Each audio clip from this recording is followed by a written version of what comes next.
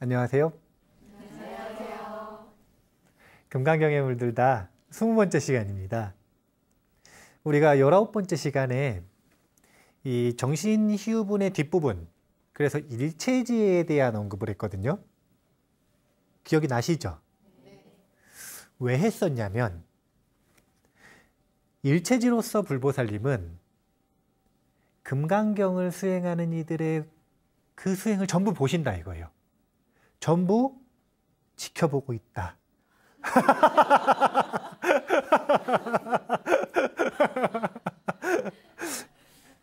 그러니까 어떻게 하라고 그러시는 거냐면 안심하고 수행하라 이거예요. 분명히 부처님이 보고 계시니까 열심히 정진해라. 지켜보고 있다. 그런데 이제 그렇게 해가지고 지켜보고 있다. 분명히 공덕이 있다.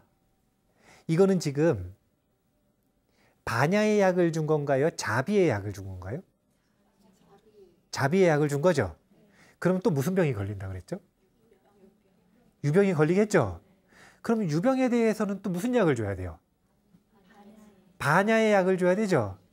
그래서 이런 언급이 나오는 건데, 언급을 보기 전에 오늘 제목부터 보겠습니다. 오늘은 법이란 무엇인가요? 법이 새롭게 나왔잖아요, 지금. 신병이 원래 금강경식으로는 아인, 중수 네 가지 상이었는데 여기에 법상과 비법상이 추가됐어요. 새로운 신병, 법상과 비법상이 등장을 했는데 거기 법이라고 하는 키워드가 있잖아요. 이 법이 뭔 줄 알아야 법상이 뭐고 비법상이 뭔 줄 알고 그래서 신병을 고칠 수가 있는 겁니다. 일단 예고편으로 이야기를 해드리자면 이 법이 과연 진리일까? 아니면 존재일까? 이것을 오늘 한번 공부를 해보겠습니다. 제가 몇 년 전에 다큐멘터리인가를 봤어요. 어떤 할머니 자녀분들이 도움을 요청을 했어요. 사람들한테요. 왜냐면은 할머니가 집에다가 고물을 계속 모으는 거예요. 사람이 들어가서 누울 곳이 없어요. 물건을 버리질 못하는 거예요. 왜 보면 지금 여기 있는 청년들 말고 청년들 부모님들 세대, 부모님들의 부모님들 세대, 세대의 격차로서 정말 못 버리던 세대들이 있었어요. 그러니까 그 할머니가 그 세대라. 근데 이게 너무 심각하니까 어느 정도가 되는 거냐면 못 버리는 정도가 아니라 남이 버린 것까지 쓸모가 있을까 싶으면 가져오는 거예요. 그래서 집을 가득 채우기 시작하는 거예요. 근데 얼마나 심각하냐면 자녀들이 가서 누울 공간 하나 없이 그 큰 집을 전부 다 고물로 채워 넣는 거예요. 버린다 그러면 난리가 나는 거예요. 왜 난리가 날까요? 소중하니까. 소중하니까. 이 비유를 왜 하냐면요. 금강경 속에는 뗏목의 비유가 곧바로 나옵니다. 이게 뭐냐면 공덕이 있다. 그러니까 열심히 정진해라. 그러니까 무슨 병이 걸렸다고요? 유병. 심지어는 그 공덕을 만드는 법도 얘기하셨어요. 정신희우분에서. 만약에 정신, 청정한 믿음이 일어나지 않는다면 지계수복하라. 지계수복도 못하겠으면 스승 모시고 헌신하라. 그 법을 실천하면 이런 공덕이 생길 것이다 라고 집착하기 시작하는 거예요. 이걸 보고 법상이라고 그러거든요. 그러면 어떤 일이 벌어지냐면 백유경에 소금의 비유가 있어요. 어떤 사람이 태어나서 난생 처음으로 친구가 음식에다 소금을 넣어가지고 줬는데 먹어본 거예요. 근데 평소에 먹던 흰죽 맛이 아니라 이거는 정말 혁명적인 맛이에요. 그래서 친구한테 물어본 거예요. 어떻게 맛을 낸 거냐? 친구가 하얀 거 이걸 보여주더니 이걸 넣었대요. 그게 뭐냐? 소금이래. 그래가지고 그 다음부터 이 친구는 소금을 넣으면 맛있어지는구나 공식이 생긴 거예요. 그래서 소금을 사가지고 모든 음식에다 소금을. 맛이 있을까요, 없을까요? 이런 걸 보고 법상이라 그래요. 소금을 넣으면 맛있다. 진실인 순간이 있어요, 없어요? 근데 그 외의 순간에는 진실이 아닐 수도 있겠죠. 그러니까 고정된 그 무엇인가가, 즉 지계수복하면 청정한 믿음이 생기고 공덕이 생긴다. 이것이 누구에게나 진리가 될까요? 아니 이미 청정한 믿음이 났는데 왜 지계수복을 하라고 난리냐, 이럴 수도 있어요, 없어요? 있죠. 다음 단계로 넘어가야 되는데 법상이라고 하는 건 다른 게 아니라 부처님이 말씀하셨다 그래서, 전통이 있다 그래서, 한 번쯤 효과가 있었다 그래서, 평균적으로 친구들도 다 그렇다 그래서, TV에서 그렇다 그러니까, 유명한 사람이 말했다고 온갖 근거를 대해서 이것은 진실이다 이렇게 생각하는 거. 그래서 아무데나 적용하려고 그러는 거. 그리고 법상의 짝이 뭐냐면 이것이 진실이에요. 그럼 다른 건 뭐예요? 비법이다. 다른 건 비법이다. 그건 옳지 않은 거다. 이렇게 생각하는 거. 이 두 가지 짝이 바로 법상입니다. 그래서 정신유본 끝에 가면 유병이 생길 것을 우려해서 뗏목의 비유가 등장합니다. 뗏목의 비유 제가 읽어볼게요. 그러므로 법에 집착해서도 안 되고 법 아닌 것에 집착해서도 안 된다. 그러기에 열애는 늘 설했다. 너희 비구들이여, 나의 설법은 뗏목과 같은 줄 알아라. 법도 버려야 하거늘 하물며 법 아닌 것이랴. 제가 벌써 법이 무엇인지에 대해서 말해버렸어요. 하지만 못 알아챈 분들을 위해서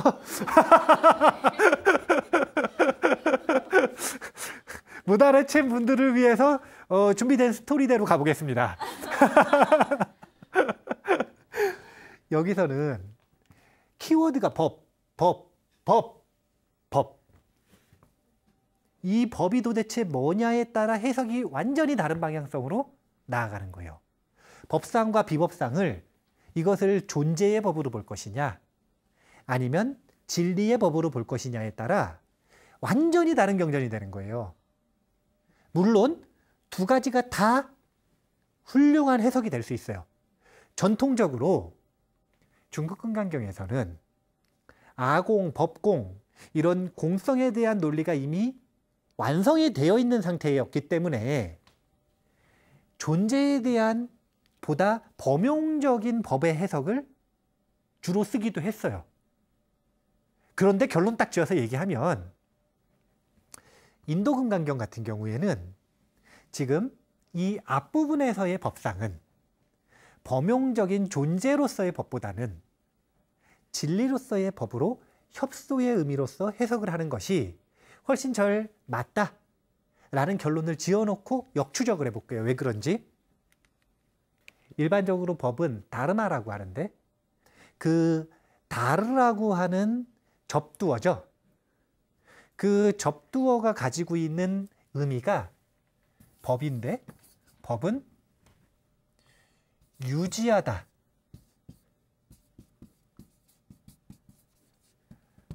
라는 뜻에서 파생되어 나온 단어라고 합니다. 유지하다.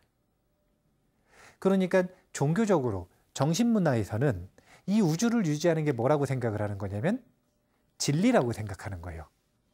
그럼 사회에서는 이 사회를 유지하는 게 뭐예요? 법이잖아요. 사회를 유지하기 위한 구성원끼리의 약속 아니에요. 규칙. 그러니까 유지하는 성격을 가지고 있는 걸 법이라고 하는 거예요. 그래서 이것이 종교적으로 볼 때는 진리가 되는 거고 사회적으로 볼 때는 규칙이 되는 거예요. 그런데 우리는 지금 종교적인 이야기를 하죠. 지금 유지하다 같은 뉘앙스인 거 아실 수 있겠죠? 그런데 종교적으로는, 특히 불교적으로는 이것이 후대에 발전을 해서 어떻게 됐냐면, 자, 이 법계는 진리가 유지한다 이거예요. 이 세상은 진리로서 유지된다 이거예요. 근데 이 관점이 발전해서 어떻게 됐냐면, 이 우주는 중생, 존재가 창조했다 이거예요. 이 우주의 창조주는 누군가? 모든 존재, 만물, 중생이다. 여기까지 발전을 한 거예요. 철학이. 이게 어떻게 이렇게 발전을 했을까요? 지난 시간에 배웠죠? 양자의 특성.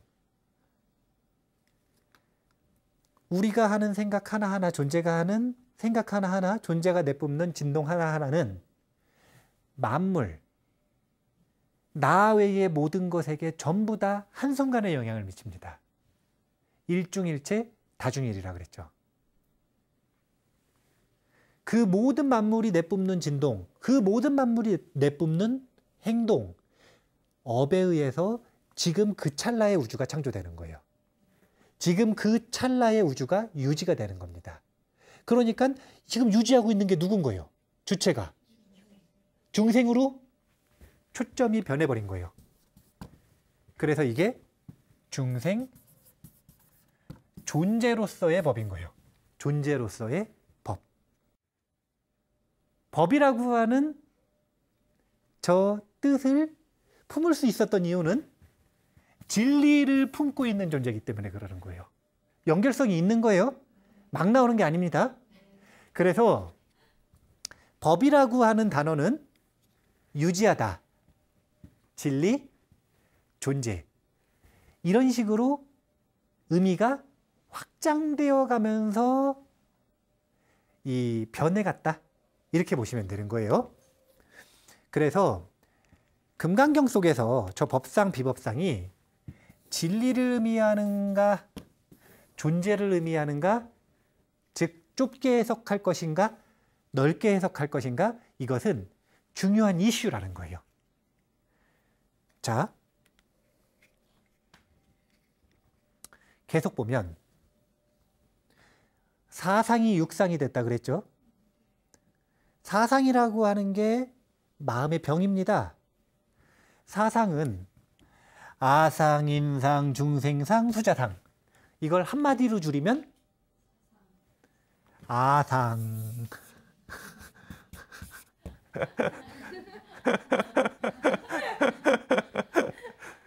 근데 이 사상이 법상과 비법상이 더해졌죠.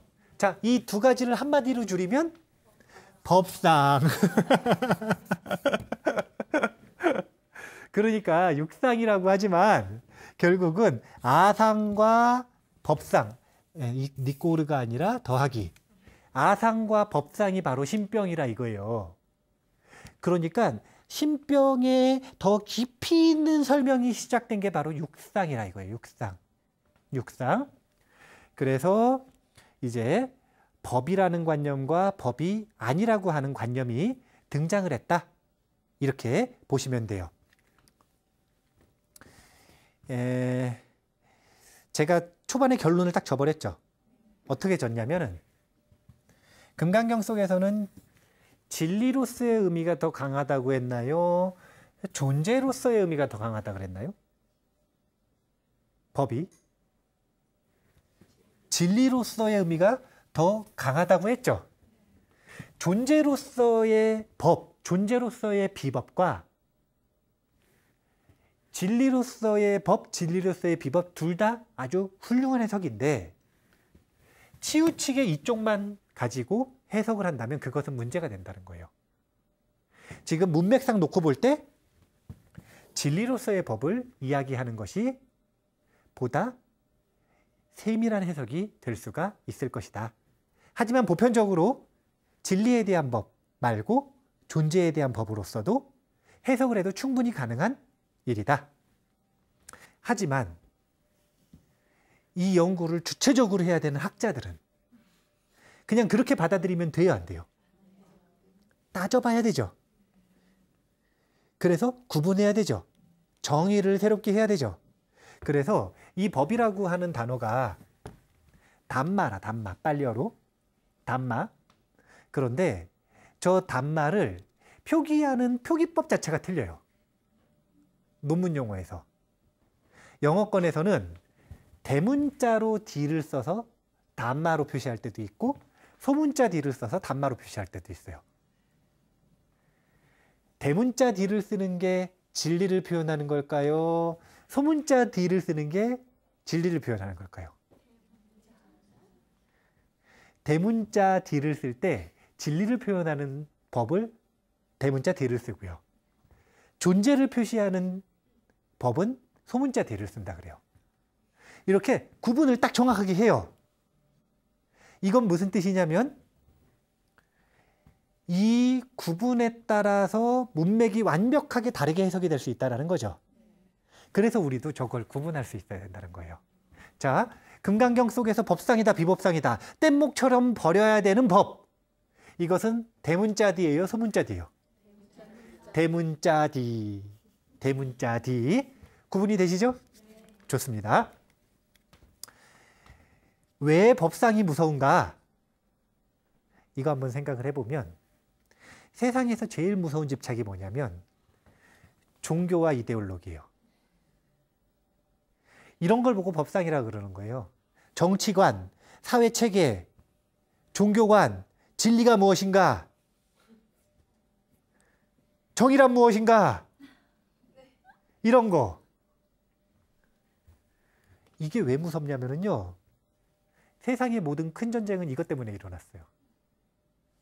진리라는 이름으로 사람을 많이 죽였습니다. 굉장히 아이러니한 일이에요. 그래서 서양 사람들이 종교에 크게 실망한 거 아니에요. 세상에서 가장 큰 전쟁을 일으킨 집착, 그것이 바로 법상입니다. 세상에 정말 무서운 일들은요, 정말 강력하게 옳다라고 생각하는 그것 때문에 일어나요.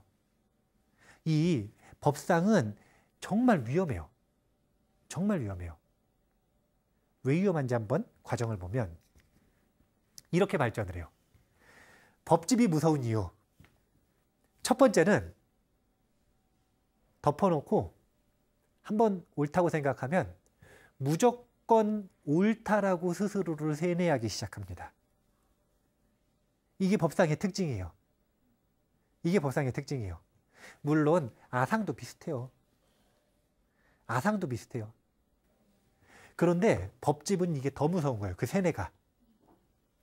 왜 더 무섭냐면 아집, 아상은 세뇌시켜주는 대상이 스스로 또는 기껏해야 가족, 친구 정도겠죠.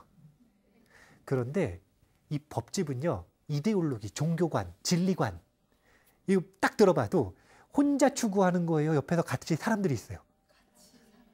그 사람들이 끊임없이 얘기해줘요. 이게 옳은 거다. 이게 옳은 거다. 이게 옳은 거다. 거기다가 어떻게까지 얘기해 주냐면 저건 틀린 거다. 저건 틀린 거다. 저건 틀린 거다. 비법까지 아주 강력하게 얘기해 줘요. 이건 옳은 거고 저건 틀린 거고 이것만 맞고 나머지는 다 틀리고. 그러면 무조건 옳다는 완벽한 세뇌가 되기 시작하거든요. 여기서 끝나지 않아요. 세뇌가 되잖아요. 그러면 우리가 화가 나는 과정을 보면 우리 민족은 정말 영특한 것 같아요. 언어 속에 보면 진리가 들어가 있어요.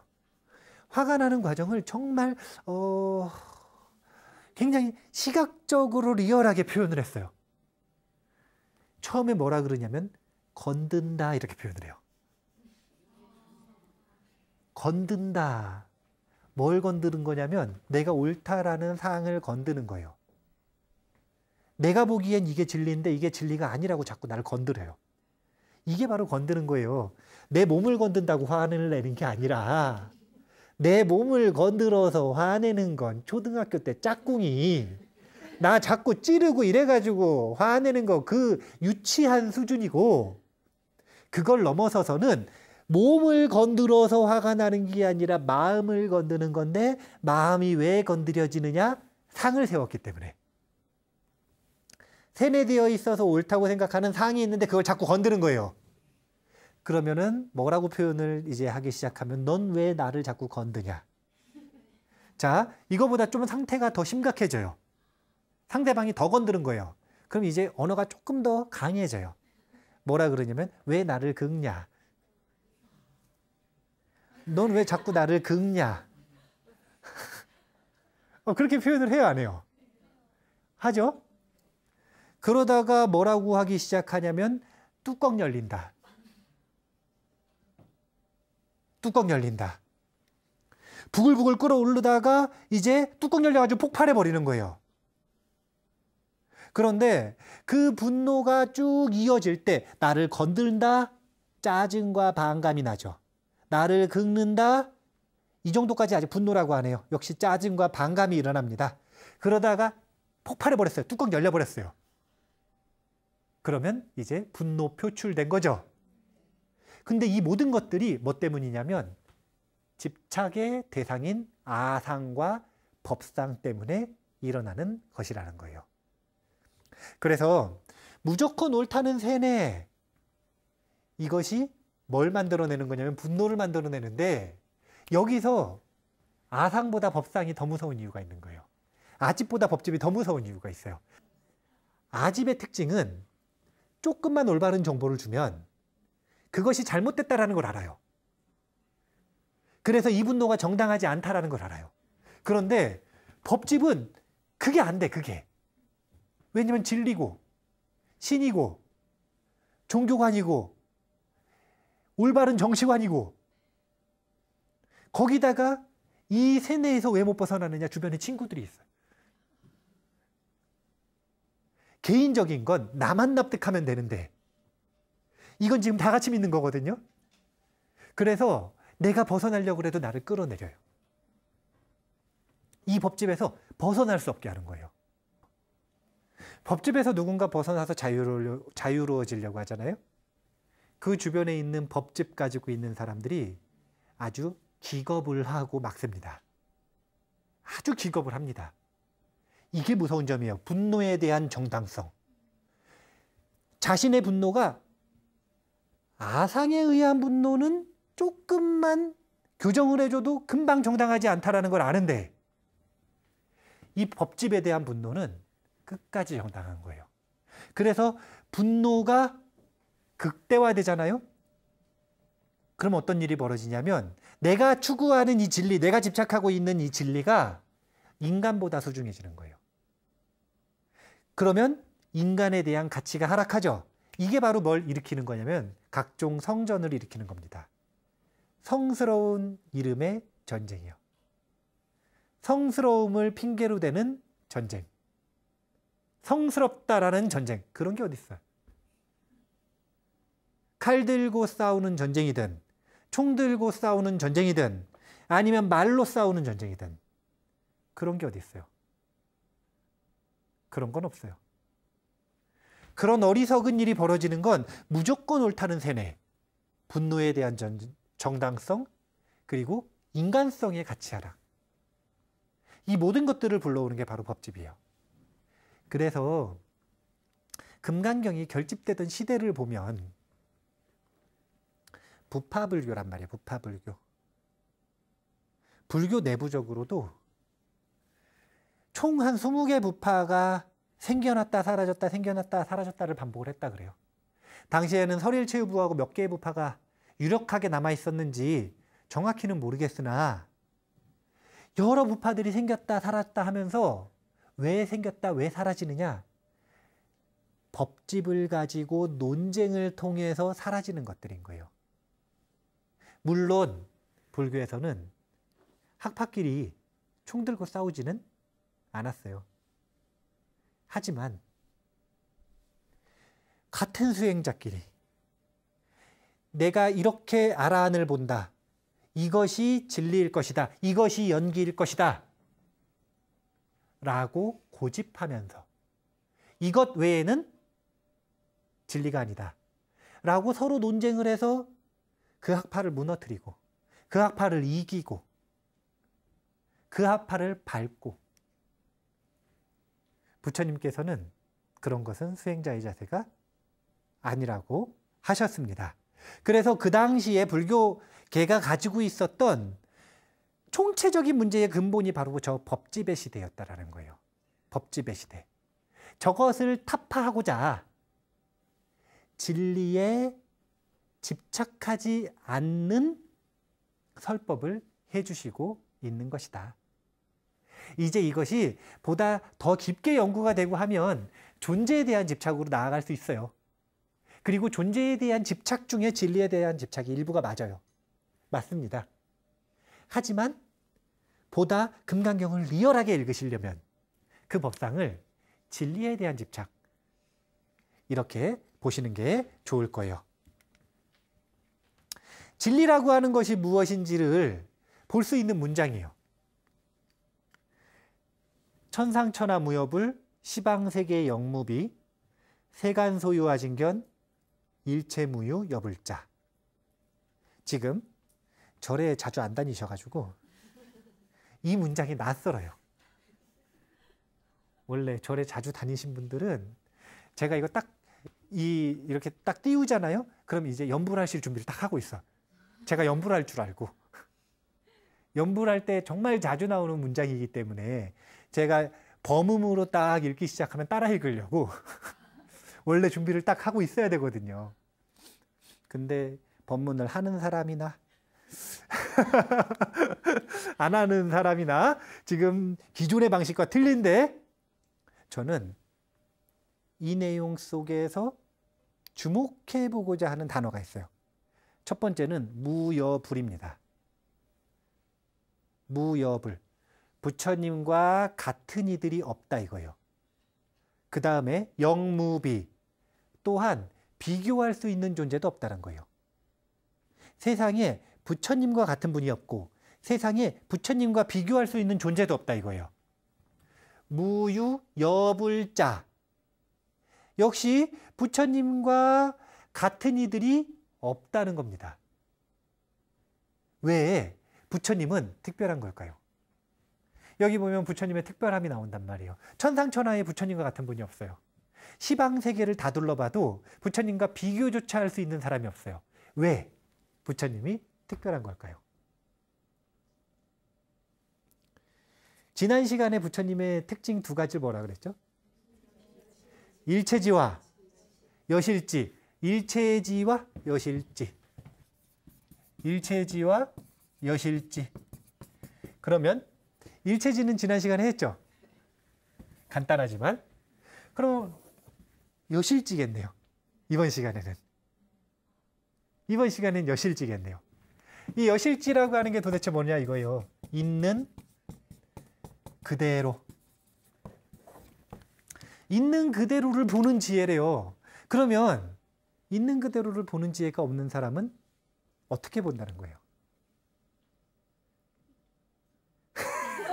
삐뚤게 본답니다. 좋아요. 있는 그대로 못 보고 삐뚤게 보는 거예요. 그러니까 부처님 외에는 전부 다 삐뚤게 보는 거예요. 삐뚤게 보는 게 바로 뭐냐면 신병인 거예요. 신병을 통해서 삐뚤게 보니까 있는 그대로를 못 보는 거고 삐뚤게 보니까 일체지를 얻질 못하는 거예요. 그렇다면 삐뚤게 보는 것이 무엇인가? 이걸 한번 생각을 해봐야 되는 거예요. 삐뚤게 본다. 왜 우리는 있는 그대로 보다가 삐뚤게 보게 되었을까요? 이게 바로 신병의 시작인데 그 신병의 시작으로 가면 다른 게 아니라 이 교회에서는 선악과를 먹었다 그래요. 불교에서는 근본무명의 바람이 불었다 그럽니다. 불교에서는 근본무명의 바람이 불었다 그래요. 선악과를 먹었다 그래요. 근본무명의 바람이 불어가지고 주관과 객관이 나눠지게 되거든요. 너와 나가 나눠지게 돼요. 이때가 지금 선악과를 먹은 때와 같은 거예요. 그러니까 선악과 비포 근본무명인데 근본무명 애프터 선악과인 건데 그러니까 지금 요 선악과 먹어가지고 삐뚤게 본다 이거 아니에요. 선악과라는 게 뭐냐면 선과 악을 얘기를 하는 게 아니라 이분법을 얘기하는 거예요. 원래는 하나로 구분 없이 분별 없이 있는 그대로 보던 걸 이분법의 약을 먹어서 무한한 차별을 만들어낸 거예요. 이게 지금 중생의 신병이거든요. 그런데 여기서 흥미로운 점이 있어요. 잘 따라오셔야 돼요. 왜 있는 그대로 못 보고 삐뚤게 보게 됐느냐? 삐뚤게 보는 의식을 이분법 이러는 겁니다. 쉽죠? 네. 그러면 이분법의 의식에서 온갖 차별의 의식에서 선악과를 뱉어버렸어. 구원을 받아서 뱉든 정토 가서 뱉든 아니면 자력으로 해탈해가지고 뱉어버리든 수행해가지고 뱉어버리든 아무튼 이분법 선악과를 뱉어버렸어요. 씨앗을 뱉었어요. 그러면 있는 그대로를 보는 의식으로 가겠죠. 이 의식을 뭐라 그러냐면 불의의 의식이라 그래요. 둘이 아니다 이거예요. 둘이 아니다 이거예요. 둘이 아님으로써 보는 것, 이것이 지금 여실지의 근본입니다. 자,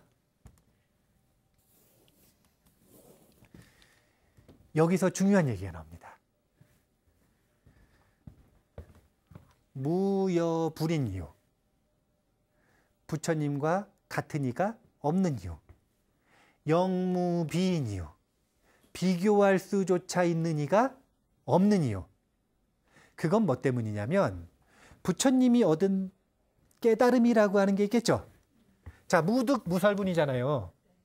그러면 득, 뭘 얻었어요 부처님이? 진리를 통해서 뭘 얻었냐면 깨침을 얻었죠. 맞아요? 깨침을 통해서 아까 두 가지 지혜가 나왔겠죠. 그래서 이 깨침을 통해서 뭘 하시냐면 설법을 하죠. 맞나요? 그럼 이 설법을 듣고 들은 사람들이 진리를 찾겠죠.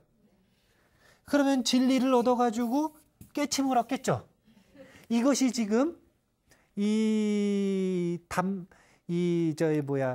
법을 증득하는 순환 구조인 건데, 그런데 여기서 요 깨침을 위해서 얻은 진리라고 하는 게 바로 법이죠. 법이란 말이에요. 지금 우리가 지금 여기 법에 대해서 이야기하는 그 법, 진리로서의 법. 그럼 이 법이 도대체 뭐냐 이거예요. 뭐길래 부처님과 같은 사람이 없고 비교할 수조차 없느냐. 그건 다른 게 아니라 저기서 보면 시방세계 영무비, 천상천하 무협을 했죠. 천상천하, 시방세계. 이 세계는 지금 이분법의 세계일까요? 열반의 세계일까요? 이분법의 세계를 지금 얘기하고 있어요. 저 이름을 봐보세요. 상하. 상하, 시방은 위가 있으면 아래가 있는 거고 동쪽이 있으면 서쪽이 있는 거죠. 지금 다 이분법의 세계잖아요. 저 이분법의 세계 속에 사는 사람들, 이분법의 세계 속에 사는 사람들 중에서는 부처님과 같은 이가 없다 이거예요. 이분법의 세계에 사는 사람들 다 살펴봐도 부처님과 비교할 수 있는 존재조차 없다는 거예요. 왜 그럴까요? 부처님은 이분법 중에 1등이 아니라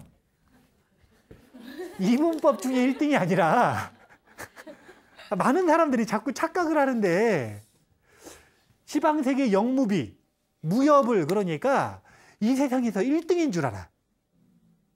이분법 중에 1등인 게 아니라 이분법의 틀을 벗어난 존재를 부처님이라고 하기 때문에 그래요.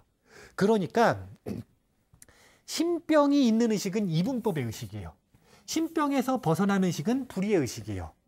선악과를 뱉어버리면 근본 무명을 뱉어버리면 그러면 불의의 의식으로 나아간다라는 거예요. 그러면 이 불의의 의식으로 나아가는 방법론이 있겠죠. 그 방법론이 윤희법우님이 부처님 될 때, 희은법우님이 부처님 될 때 똑같은 약으로 부처님이 될까요? 다른 약으로 부처님이 될까요? 다른 약일 수도 있다는 거예요. 그러니까 잘 봐보세요. 원래 진짜로 법이라고 하는 것이 말하고자 하는 건 뭐냐면 이분법의 그릇을 불의의 그릇으로 바꾸는 것, 이것이 바로 법이에요. 이게 바로 진리예요. 근데 바꾸는 방법은 전부 다 틀릴 수가 있죠. 그래서 법상이 없는 겁니다. 고정된 법이 없는 거예요. 두 번째는 이 불의의 의식으로 이미 의식이 바뀌었어요. 그 의식을 남들에게 전하고 싶어요. 그러면 이분법으로 말해줘야 돼요? 불의로 말해줘야 돼요? 이분법으로 말을 안 하면 몰라, 사람들이. 그래서 말을 해주려면 말은 이분법 아니에요. 지금 말은 이분법의 세계 아니에요. 그러니까 이분법의 말을 빌려가지고 얘기를 해줘야 되죠. 그래서 설법을 하기는 하는데 이거는 지금 뭐냐면 이 불의의 의식으로 가는, 그러니까 그릇을 바꾸는 그 안에 있는 내용물, 컨텐츠를 얘기하는 거예요. 그러니까 법이라고 하는 게 무엇인가를 놓고 볼 때 진정한 의미의 법은 이분법 내에서, 이게 말들의 세계입니다. 이 말들의 세계 중에서 최고 좋은 말을 얘기하는 게 아니에요. 그거는 설법이에요. 그건 설법이에요. 이 설법은 그 설법 자체가 불의의 의식을 의미하나요? 아니면은 그냥 이분법일 뿐이나요? 이분법일 뿐이잖아요. 달을 가리키는 손가락이라 그러잖아요. 손가락으로 안 가리키면 달을 못 보니까 손가락을 쓰긴 쓰는데 이게 달은 아니잖아. 그러니까 나중에 왜 설법도 없다 그러냐면, 왜 설법의 법상이 아니고 허상이라고 얘기를 하냐면 그것은 불의의 의식이 아니기 때문에 그런 거예요. 그리고 두 번째, 불의의 의식도 왜 고정된 상이 없다 그러냐면 사람마다 불의의 의식으로 바뀌는 계기가 다 다르기 때문에 그래요. 어떤 사람은 말, 어떤 사람은 생각, 어떤 사람은 행동, 어떤 사람은 그냥 가만히 있다가. 선사들의 깨치는 이야기 들어보면은 뭐 감 떨어지는 소리 듣고 깨치고, 다 구는 소리 듣고 깨치고, 돌멩이 발로 차는 소리 듣고 깨치고. 아니 어떻게 이분법의 틀을 벗어나는 그 법 인연이 똑같을 수 있느냐 이거예요. 고정된 법이 없기 때문에 무득이고, 깨침으로써의 불의의 의식으로 나아가는 것도 무득이고, 그리고 그것을 언어로 표현한 설법, 진리의 설법도 그것은 문자일 뿐이고 손가락일 뿐이고 저 이분법의 세계에 있는 것일 뿐이기 때문에 그것은 불의의 의식이 아니라는 거예요. 그래서 우리가 금강경을 공부할 때 이 법이 진리로서의 법과 존재로서의 법이 있는데, 진리로서의 법으로 먼저 해석을 해보자 이거예요. 그래야 앞뒤 맥락이 스무스하게 맞아지니까. 그런데 이 진리라고 하는 게 도대체 무엇인가라고 하는 걸 볼 때 발이 있고 손가락이 있단 말이에요. 이제 이걸 무등무설분해서 얘기를 할 거예요. 그런데 그 중에서도 우리가 유념해서 봐야 되는 건 손가락이 아니라 달이라. 무슨 뜻이냐면 불의의 의식으로 바뀌어야 진리를 얻은 것이지, 진리에 대한 손가락을 아무리 많이 알아봐야 그것은 가는 길을 배운 거고 달에 대해서 배운 거고 그런 것이지 그 자체로는 진리가 아니라고 하는 걸 알고 있어야 된다는 거예요. 그래서 이 문장을 보여드린 겁니다. 천상천하 무여불 시방세계 영모비. 자꾸 이분법의 그릇에다가 부처님을 가두면 안 돼요. 이 세상에서 최고다 자꾸 이렇게 생각하시면 안 돼요. 이 세상을 벗어났으니까 최고입니다. 틀 자체를 벗어났기 때문에 최고인 거예요. 이 세상 안에 있는 존재들 중에 최고가 아니라 이 세상 안에 있는 존재들 중에 최고면 더 잘난 사람 나타나면 이제 최고예요, 아니에요? 아니에요. 그렇게 끌려 내려오는 최고가 아니라 만약에 그렇게 끌려 내려오는 최고면 자기가 최고인 거 유지하고 싶어서 자기 제자들 진리 얻게 하겠어요, 안 하겠어요? 안 하죠. 진리를 얻으면 스승도 최고, 제자도 최고, 그 손자 제자도 최고, 친구 제자도 최고, 전부 다 최고라. 왜 최고라고 하는지 그 이유를 꼭 아셔야 돼요. 왜 모든 부처님은 최고인지, 왜 모든 부처님의 가르침은 최고인지, 왜 모든 경전은 각자 자기가 최고라고 하는지. 그거 과장 광고 아니에요. 그거 과장 광고하는 거 아니라니까요. 경쟁 광고 아니에요, 그거. 정말로 최고예요. 왜? 불의의 의식으로 나아가는 방법. 즉 비교가 사라지는 세계로 나아가는 방법으로 분명히 남고 있으니까. 그래서 글로 나아가면 모든 게 다 최고인 거예요. 그래서 다음 시간에 이제 무득, 무설. 야, 이게 정말 대단한 거예요. 완전히 부처님, 완전 부정. 색신을 부정했죠. 깨달음을 부정했죠. 84,000 법문을 부정했죠. 완전 부정. 이제 부처님에 대해서 집착이 크신 분들은 세계가 무너지는 경험을 하셔야 됩니다. 자기가 믿었던 세계가 이제 완전히 무너지는 경험. 부처님은 깨친 바도 없고 부처님은 법을 설한 바도 없다라는 진리.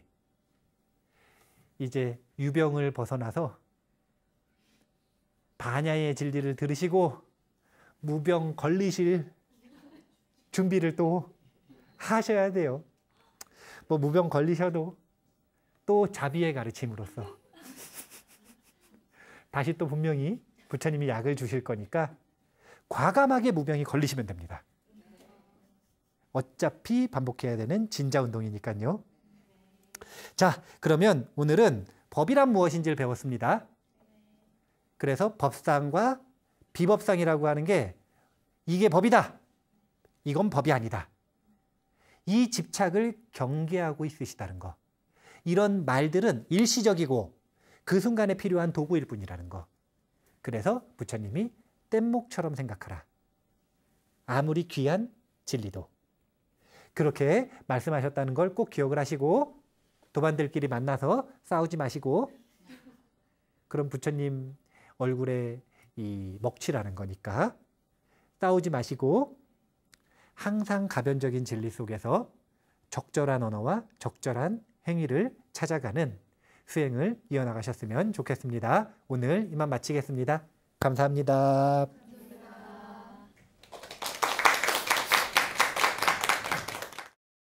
감사합니다.